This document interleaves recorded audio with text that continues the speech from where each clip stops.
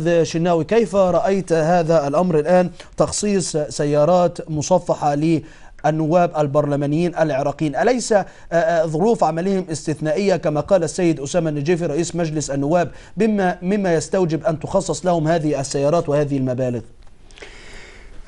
أولا مسألة تخصيص السيارات مصفحة للسادة النواب أسوة بكذا وكذا وكذا، هذا أصلا يطرح بعيدا عن تناقض هذا مع الواقع العراقي المؤلم الذي لا يجد فيه المواطن كهرباء أو ماء نظيف، والطرق في حالة رثة، والتعليم أيضا، والجميع يعلم ذلك بغض النظر عن مستوى الخدمات في العراق. ولكن تخصيص مثل هذه السيارات باعتبار أن النائب يعمل في ظروف استثنائية يطرح إشكالية الثقة أصلا في القائمين على الأمن وتأمين البلد. إذا كان النائب يجب أن يستقل سيارة مصفحة، ومن يستطيع أيضا أن يستقل تلك السيارة حتى من الأشخاص العاديين يفعلها، إذن أين هو الأمن وأين ما تتحدث عنه السلطات العراقية من السيطرة الكاملة على الشارع وعلى الأرض، وأن ما يحدث من تفجيرات واغتيالات وما إلى ذلك ما هي إلا خروقات أمنية بسيطة؟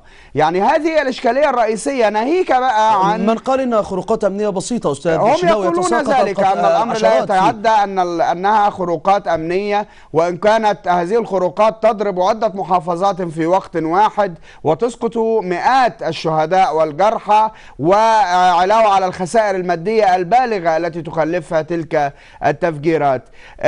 ناهيك عن يعني إذا بس يعني خلينا نرجع إلى نقطة عشان أريد أن أفهم أستاذ شناوي، أرجوك أسف على المقاطعة، ولكن يعني إيه تفجيرات أمنية، تفجيرات بسيطة أو عمليات أمنية بسيطة يتساقط العشرات، هو خرق أمني في كل عموم، يعني إن كان خرقا كبيرا أو حتى صغيرا، أليس كذلك؟ هذا ليس خرقا وإنما فشل أمني، لا أقول خرقا أمنيا، هم يقولون ذلك. ويعني للأسف نحن نهتم بالتفجيرات الكبرى المروعة، ولكن يوميا يسقط ضحايا ويسقط أبرياء ويسقط أيضا أشخاص مستهدفون. منذ فترة ليس بعد 100 متر تقريبا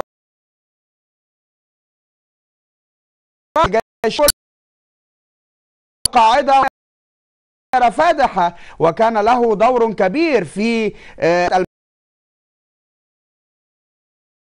الملاذات الآمنة لرجال القاعدة الذين عاثوا في الأرض فسادا، والرجل كان مستهدفا وتم اغتياله بدم بارد في الطريق العام على بعد حوالي 100 متر من نقطة تفتيش عسكرية، وغيره كثيرون. قبل ذلك تم اغتيال المخرج هادي المهدي في بيته، وتم اغتيالات عديدة طالت الكثيرين من المستهدفين أصلا والذين يتلقون تهديدات. إذن لا، هي ليست خروقات وإنما هو فشل أمني، وثم بعد ذلك يخرج علينا المسؤولون ويقولون أنها يمكن أن تحدث في أي بلد من البلاد، في ظل هذا ويكرسون هذا الفشل الأمني بتخصيص هذه السيارات إذا كنت واثقا في الأمن في بلدك لا تصرف كل هذه الملايين من الدولارات حتى تؤمن أشخاصا المفروض أنهم عاديون. يعني النائب في أي بلد هو شخص عادي يقوم بمهمة وطنية قبل أن تكون تشريفا له أو امتيازا له. ولكن السيد أسامة النجيفي رئيس مجلس النواب يقول هو حق دستوري.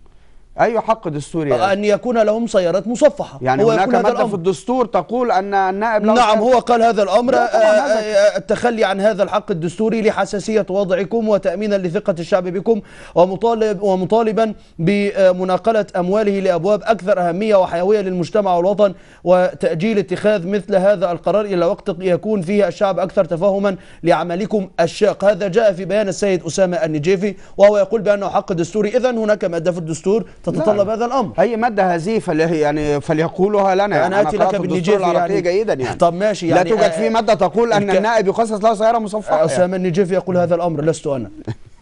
طب رد عليه. طيب ماذا اقول؟ يعني الدستور العراقي مواده واضحه ان كانت هناك، طب دعنا نفرض جدلا بان هناك طيب دعنا نفرض جدلا بان هناك ماده في الدستور العراقي تخصص مبالغ ماليه لنواب البرلمان العراقي لسيارات مصفحه. اذا ان كان لا توجد ماده. انا اقول انا قرات الدستور العراقي وهو منشور ليس سرا، يعني لا توجد فيه ماده تقول هذا الكلام. يعني ما الذي دعا شخص مسؤول مثل أسامة النجيفي رئيس مجلس النواب أن يقول هذا الأمر؟ ربما لتبرير الموقف السخيف الذي وضع البرلمان فيه نفسه. الناس يا سيدي الأرامل والمطلقات وضحايا التفجيرات لا يستطيعون الحصول على 50,000 دينار وهي ما توازي تقريبا 40 دولار شهريا، يقفون بالطوابير وتصرف لهم هذه المبالغ كل 3 شهور وهي لا تكفي يومين أو 3 أيام، لا تكفي بنزينا للمولد ولا تكفي أي مصروف شخصي حتى.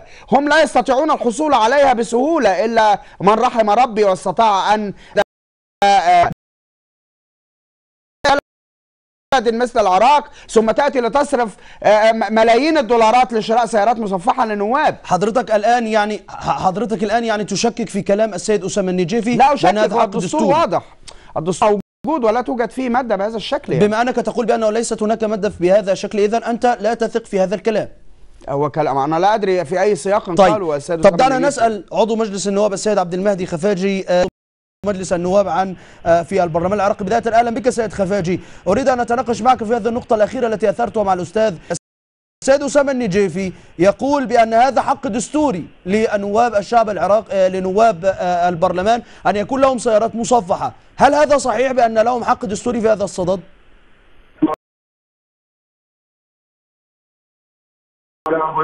المشاهدين وعليكم السلام ورحمة الله. موضوع السيارة وكلام سيارة جدل إعلامي هذا بالآخر موظف في العراق لديه سيارة نكهة، ما المانع أن يكون في البرنامج الدولة مؤسسة سواء كانت حكومية أو تشريعية يكون لها مؤسسات النهاية تتمثل بها. لكن أنا ما أعرف لماذا كثير من